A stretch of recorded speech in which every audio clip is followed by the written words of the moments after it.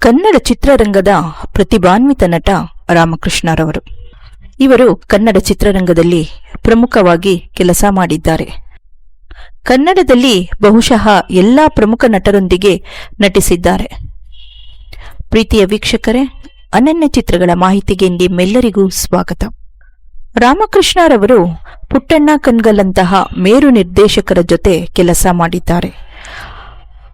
ಇವರು ಜನಿಸಿದ್ದು 1954ನೇ ಇಸ್ವಿಯಲ್ಲಿ.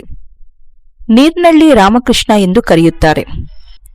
ಇವರ ಮೊದಲನೆಯ ಚಿತ್ರ ಬಬ್ರುವಾಹನ, ಶ್ರೀಕೃಷ್ಣನ ಪಾತ್ರ ನಿರ್ವಹಿಸಿದ್ದಾರೆ. ಇವರು ಕರ್ನಾಟಕ ರಾಜ್ಯದ ಹಿಂದಿನ ಉತ್ತರ ಕನ್ನಡ ಪ್ರದೇಶದ ಸಿರ್ಸಿ ಬಳಿಯಲ್ಲಿರುವ ನೀರ್ನಳ್ಳಿಯಲ್ಲಿ ಜನಿಸಿದವರು. 50 ವರ್ಷಕ್ಕೂ ಹೆಚ್ಚಾಗಿ ಅವರು ವೃತ್ತಿಯಲ್ಲಿ ತೊಡಗಿಸಿಕೊಂಡಿದ್ದಾರೆ. 200ಕ್ಕೂ ಹೆಚ್ಚು ಚಿತ್ರಗಳಲ್ಲಿ ಪಾತ್ರ ನಿರ್ವಹಿಸಿದ್ದಾರೆ.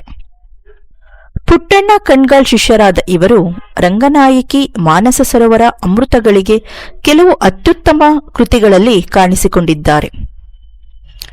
1990ರ ನಂತರ ಹೆಚ್ಚಾಗಿ ಪೋಷಕ ಪಾತ್ರದಲ್ಲಿ ಕಾಣಿಸಿಕೊಂಡಿದ್ದಾರೆ.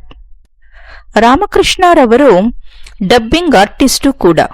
ಪಲ್ಲವಿ ಅನುಪಲ್ಲವಿ ಚಿತ್ರದಲ್ಲಿ ಅನಿಲ್ ಕಪೂರ್ಗೆ ಕಂಠದಾನ ಮಾಡಿದ್ದಾರೆ.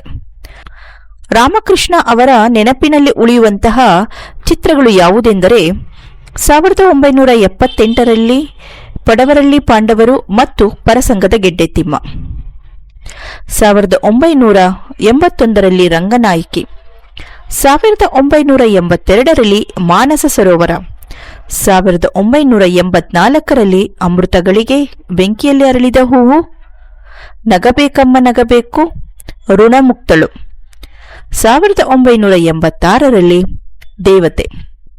ಹೀಗೆಯೇ 200ಕ್ಕೂ ಹೆಚ್ಚು ಚಿತ್ರಗಳಲ್ಲಿ ನಟಿಸಿರುವ ರಾಮಕೃಷ್ಣರವರು ತಮ್ಮದೇ ಆದಂತಹ ಛಾಪು ಮೂಡಿಸಿ ಎಲ್ಲ ಚಿತ್ರ ರಸಿಕರ ಹಾಗೂ ಚಿತ್ರ ಪ್ರೇಮಿಗಳ ಹೃದಯದಲ್ಲಿ ಶಾಶ್ವತ ಸ್ಥಾನ ನೆಲೆಸಿದ್ದಾರೆ. ಇವರಿಗೆ ಉತ್ತಮ ಪೋಷಕ ನಟನೆಗಾಗಿ ಕರ್ನಾಟಕ ರಾಜ್ಯ ಚಲನಚಿತ್ರ ಪ್ರಶಸ್ತಿಯನ್ನು ಪಡೆದಿದ್ದಾರೆ. ಅವರು ಒಂದು ಸಮಾರಂಭದಲ್ಲಿ ಹೇಳಿದರು, ಓದು ಮನುಷ್ಯನನ್ನು ಬಹಳಷ್ಟು ರೀತಿಯಲ್ಲಿ ಬದಲಾಯಿಸುವ ಶಕ್ತಿ ಇದೆ. ಮಕ್ಕಳಿಗೆ ಮೊದಲು ಕನ್ನಡ ಭಾಷೆ ಕಲಿಸಿ, ನಂತರ ಬೇರೆ ಭಾಷೆಗಳನ್ನು ಕಲಿಸಬೇಕು ಎಂದು ಇವರ ಅಭಿಪ್ರಾಯ. ಪ್ರೀತಿಯ ವೀಕ್ಷಕರೇ, ಮುಂದಿನ ಸಂಚಿಕೆಯಲ್ಲಿ ಮತ್ತೊಬ್ಬ ಸಾಧಕರ ಹಾಗೂ ಚಿತ್ರದ ಮಾಹಿತಿಯೊಂದಿಗೆ ಮತ್ತೆ ಸಿಗೋಣ. ರಾಮಕೃಷ್ಣರ ಈ ಸಂಚಿಕೆ ನಿಮಗೆ ಇಷ್ಟವಾದಲ್ಲಿ